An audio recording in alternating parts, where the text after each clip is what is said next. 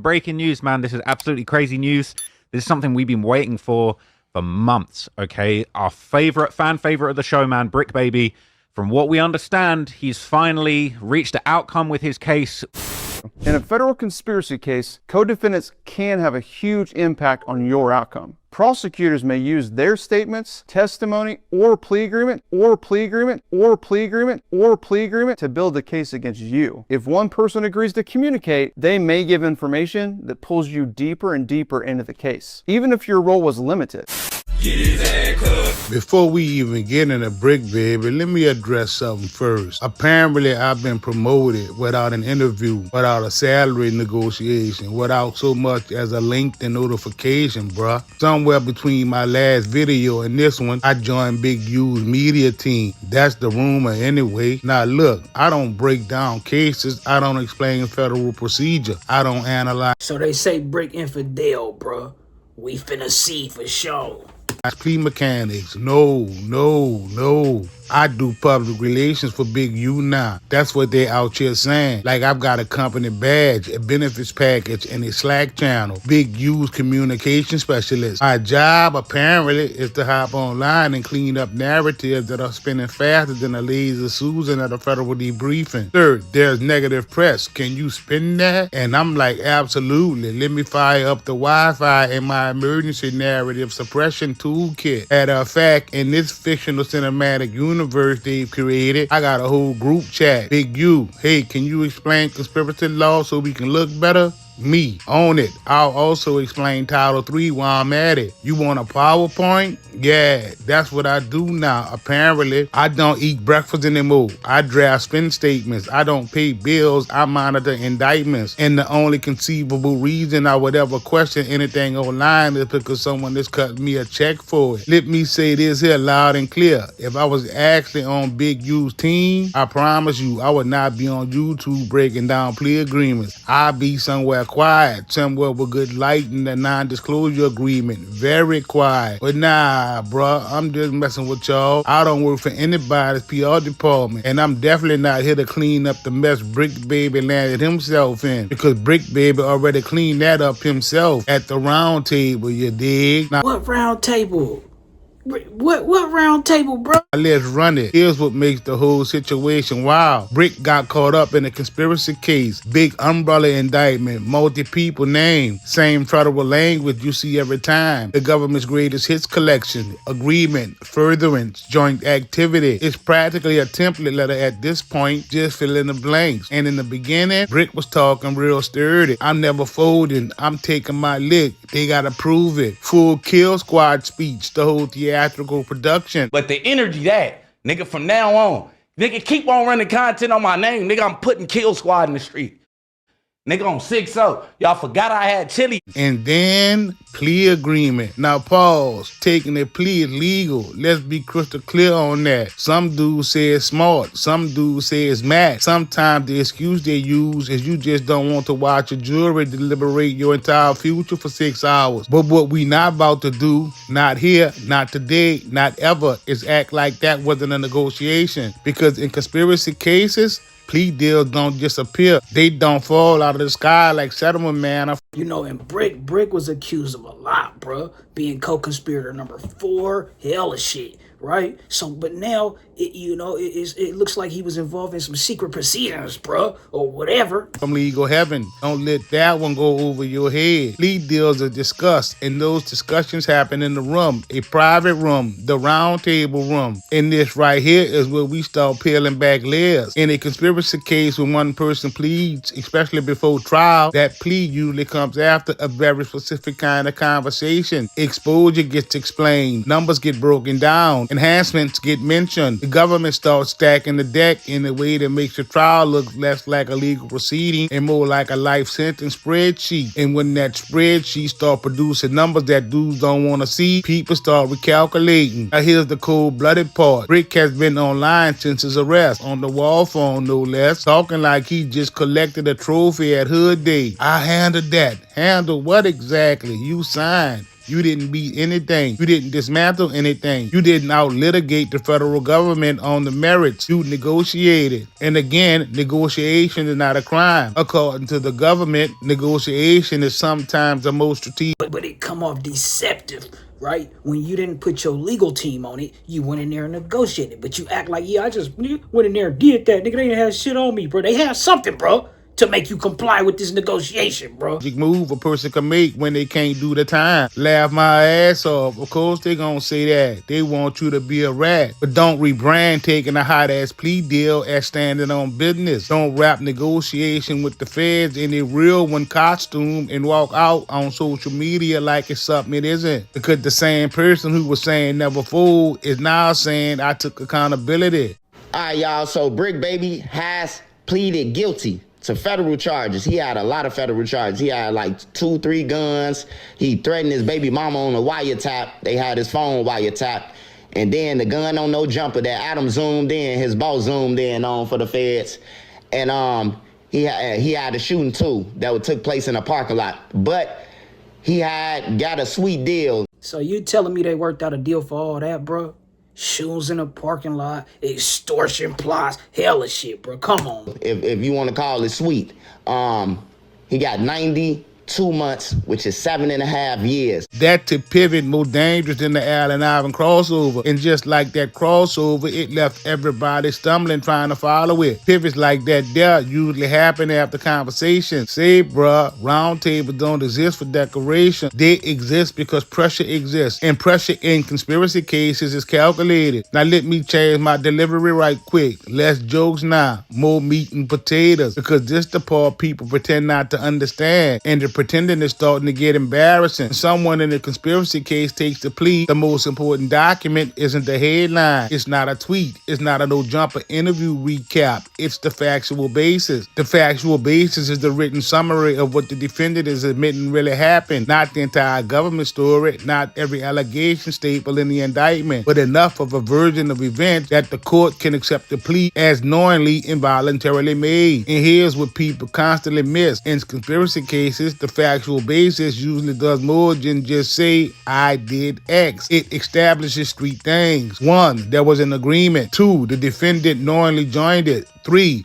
the defendant took some action in furtherance of it. That's the minimum structural requirement. That's the legal skeleton the whole thing hangs on. Now think about that carefully, because once you admit to joining an agreement, you are acknowledging the existence of broader conspiracy framework. That is just not personal. Then we got to think about the word incentive, right? What's the government's incentive for giving Bricc Baby this deal? What's Bricc Baby's incentive for signing this deal? Obviously, a lesser amount of time or whatever case is, right? But what's their incentive? You know what I'm saying? The conduct, bruh. That is participation in something collective. And collective language matters because it involves other people. Other people who still have pending cases. Other people whose attorneys are reading every single word of that factual basis with the very fine-tooth comb. Now let's circle back to that boy Bricc. He went from they gotta prove everything to signing a document that says, in essence, I agreed this happened and I was a part of it. That's not just nothing. That's not a technicality. That's a binding admission in federal court. And here's some real talk for the record. You don't conquer a case by agreeing with it. Factual basis documents are often negotiated. Language is discussed. Scope is narrow. Sometimes names are omitted. Sometimes phrasing is tightened down to surgical precision. But what doesn't happen is magic. The government does not accept a plea unless it believes the admission supports the charge. That's code language for you are admitting to committing the crime they're charging you with. However, that language ends up being shaped in the final draft. So when someone says, I just took my lick, we have to ask, what lick? The original exposure laid out in the indictment or the negotiated version that went through multiple rounds of revision before the plea hit in paper? Because in conspiracy cases, the entire battle is trial risk versus plea risk. And plea risk gets calculated after the deck has been stacked and someone walked you through the math in plain English. Stacking the deck means enhancements and exposure factors get layered on top of each other until the number on the board looks less like a sentence and more like an obituary. Leadership role, quantity attribution, relevant conduct, shit like that there. These are not accusations. These are sentencing tactics, tools, and when those tools get deployed, So we think about it, right? Bricc baby lawyer could have went in there, negotiated, right? To where it don't get nobody else in trouble. It's basically just pertaining to Bricc, right? But like I say, what would be the government's incentive for wanting to help Bricc out? And you remember they was talking about co-conspirator, this, that, and the third. You know what I'm saying? And then just a week ago, if you remember, they was talking about not releasing the people who was cooperating on Big U for their safety or whatever. You know what I'm saying? In the room during an open conversation with your attorney and prosecutors, the conversation starts being about ego. It starts being about years. And years shift decisions faster than anything else in the universe. I hear the part people dance around or don't even question at all. Roundtable discussions don't always mean someone is telling, but they do mean someone is talking. There's a difference. Talking can mean clarifying timelines, confirming participation, agreeing to stipulations, accepting responsibility for defined conduct. Here's the analogy though. If the indictment says you committed a crime with a specific person and you agree to your part of that crime, that is basically telling without telling. It's a trip, he say clarifying timeline, because remember Loose Cannon say that's what they was doing. They like, oh, they clearing up the timeline, because he basically saying all the stories he was saying on these podcasts that got him in his predicament in the first place was all fabricated, bro. Basically.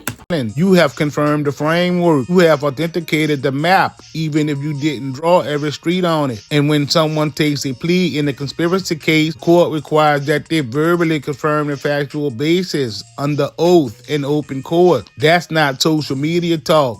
That is not an interview. That is courtroom confirmation with a court reporter, a judge, and a record that doesn't get deleted. So when Bricc came back online talking like he stood on business, understand something. Standing on business at trial and negotiating terms before trial are two completely different things. One is adversarial, one is strategic. Pretending strategy was some kind of real nigga moment where you stood toe to toe with the federal government and didn't blame. That's where the whole thing goes sideways. One defendant pleads in the conspiracy. You see how you say one is adversarial, right? And one is what? Cooperative. You know what I'm talking about? It affects everyone else. No if, no ands, no buts, because the government now has an admission of the conspiracy existence, a cooperating factual framework, and a structured narrative. They didn't have to build entirely from scratch. Even if no additional information is provided beyond the plea itself, that admission alone strengthens the government theory at trial against every remaining defendant. That is a procedural reality, not a personal attack. Now here's the real challenge. To Bricc, not the Trinity. Yo, it's the Bricc, not the Trinity. If Brick's plea was purely personal and isolated, if it only references individual conduct with no broader framework involving anyone else, that would be a different story. That right there would be taking your lick. But if it didn't, transparency kills speculation. When people selectively show pieces of paperwork and not the full language, it creates questions. And questions in conspiracy cases don't just multiply, they compound with interest. The mechanics of this are not complicated, bruh. Conspiracy pleas are structured in a way that helps the government. They are documented. They are affirmed in court. And once affirmed, they reshape the entire board. Conspiracy law doesn't operate in silos. When one person pleads, it's never just about that one person, ever. When Bricc stood up in court and confirmed he knowingly joined that agreement arranged between himself and the feds, he didn't just close his own chapter. He helped establish that the chapter exists and that. And you know what I just dawned on, bro? What if they purposely kept Bricc baby out the Big U Rico and gave him his own separate Rico for technical reasons? And you know what I'm talking about? Because why? That was a big thing people were saying. Bricc baby is not in the paperwork, this, that, and the third. He's got Bricc up, and it ain't us, it's the people doing the research. It ain't me. I'm just saying. And guess what? I bet you Bricc get out and change his life, bro. You know what I'm talking about? How the government now walks in with something powerful and admitted co-conspirator, even if he never testifies, even if he never says another word, even if he cooperates with nothing beyond the plea itself. The existence of that plea changes the courtroom atmosphere entirely. Jurors don't hear, was there even a conspiracy? They hear one person already admitted that there was. That shifts the psychological foundation of the entire case. In psychology, in trial settings, is as real as anything everything else in that room. Now let's get into the wall phone theatrics, because this part genuinely makes it worse. You have already entered a plea. You have already affirmed under oath. You have already locked language into the federal record. And before all of that, you were on the recorded detention line producing content for the internet with co-defendants still pending. That's not just reckless for you. That's reckless for the entire ecosystem of the case, because everything said on that line exists in the same universe as your plea deal. If anything you say publicly contradicts what was admitted, relevant. If anything you say affects co-defendant's positioning, relevant. If anything you say shifts perception of your role, relevant. You are not outside the case yet. You still in it. Federal detention phones are not podcast studios. They are monitored systems. And in high-profile conspiracy cases, or any other case for that matter, they are absolutely being reviewed by people whose job it is to find exactly this kind of thing. So when Bricc jumped on, and this ain't no disrespect to Bricc, but when I see him doing that podcast with Flacco, I'm like, oh, he must already got his ducks in order. You know what I'm saying? On that wall phone to produce content called No Jumper, the same platform whose footage was used against him, that wasn't a power move. I mean, everyone knows that the feds are watching No Jumper, so for them to be doing this is just insane. And so this next clip is crazy. This is where Bricc Baby says that he's not worried about getting lined up by Loose Cannon because he's got a slam on him. This is the thing. Anytime that me and Loose meet each other, we both ready to meet each other, obviously. So you get what I'm saying? It ain't even no shot of a doubt about that. And then it's like, look, check it out. He's like peacocking or whatever. He's like flexing like, hey, don't think about trying to do nothing to me after this podcast because I got a gun on me. That's what I heard. And so in this next clip, we're going to actually see the gun. We're going to see Slam. He's going to show it. He's going to lean back, purposefully showing the butt of the Slam to Loose Cannon. Oh, the M95 for show. All right, M30, either one. Boo! What about both? Shout out again to our boys over at Fried, because they definitely dictated the stream. The gummies did their thingy thing. That's a fact. Yeah. So we had some good fun, good clean fun. Are y'all noticing the patterns, like the bricks and all this shit look a little different and all that? You really feel like that? Yeah. You said Compa was the one that get high off of like a little bit of shit and trip out. I'm starting to believe that you're the how you ain't got talk. Hey, Loose Cannon saw a ham sandwich and started to panic, bro. Up there mid podcast. So yeah, I ain't gonna lie, bro. Shout out 504 Street Stories, Worldwide Gangster News, right? Yeah, I think it's not looking too good for Bricc Not the Trick, bro. You gonna have to tell us what happened and disclose that shit, bro. If you want to continue being a real one and pushing it, and that's why niggas be on certain niggas like, oh, you run around carrying it like you just some super gangster, knowing when they catch up to your whole ass, you gonna be you don't want to do all that time. You know what I'm saying? They say do the crime, do the time. A lot of these niggas don't want to do the time, don't want to get their head knocked off a plane. You know, it is what it is. I wish him the best, like I say, bro. I can almost assure you when Bricc Baby get home, he gonna be, nigga, on his P's and Q's, bro. Because I'm up on his ass. You know what I'm saying? From the internet to you know them niggas over there is gonna want some stipulations. They want that shit cleared up before you come back to any Ciso Hood day.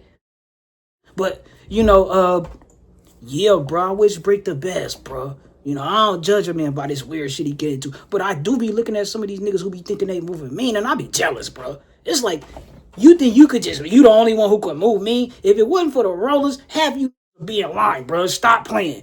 Or be, you know, would have been got it with you. Nigga be acting like they tough because a nigga don't want to go sit around hella men. But neither do you, obviously, bro, because a nigga getting there infidel. You can't be playing with that paper, ho. Nigga need that yaper, need it now and not later, ho. Say, ho, you can't be playing with that paper, ho. Nigga need that yaper, need it now and not later, ho. Say, ho, you can't be playing with that paper, ho. Nigga need that yaper, need it now and not later, ho. Say, ho, you can't be playing with that paper, ho. Nigga need that yaper, need it now and not later, ho. Say, ho, you can't be playing with that paper, ho. Nigga need that yaper, need it now and not later, ho. Say, ho, you can't be playing with that paper, ho. Nigga need that yaper, need it now and not later, ho. I need that cheese like a grater, ho. Don't play me like no simp, cause I never Captain Saber, ho. Yeah, but you can fucking be my waiter, ho. Long as you get paper, ho. Cause shit, that's what the paper's for. Y'all niggas chasing dough.